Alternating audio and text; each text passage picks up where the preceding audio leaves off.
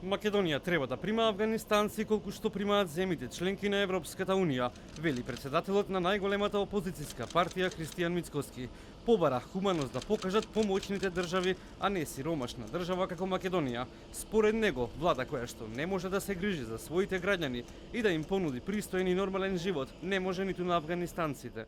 Нашата влада, моментална влада, не може да понуди соодветни услови за нормален живот за нас, граѓаните во Македонија, камоли пак да можеме да понудиме пристојни и нормални услови за бегалците кои што доаѓаат од Авганистан или од било од каде.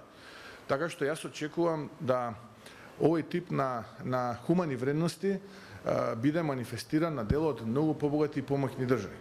Тука се поставува суштинското прашање дали е Словенија или Хрватска, кои што примаат едноцифрен број бегалци, помалку способна од нас кои што примаме троцифрен број бегалци.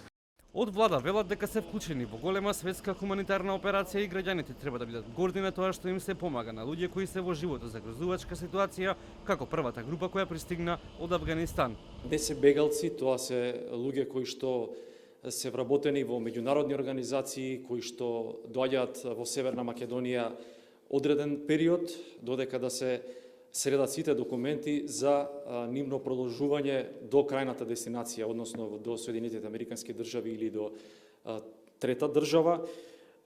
Институциите прават се топлото добре дојде и солидарноста и поддршката за спасување животи да ги следи овие луѓе за време на целиот привремен престој овде, и целата енергија е насочена во тој правец. Од вкупно 750 државјани на Авганистан во моментот во Македонија се пристигнати 149 кои прибежиште најдоа во земјава. Меѓу првата група пристигнати афганистанци се и деца и жени, меѓу нив и бремени жени, од кои едната се породи во државна клиника за гинекологија која роди машко бебе.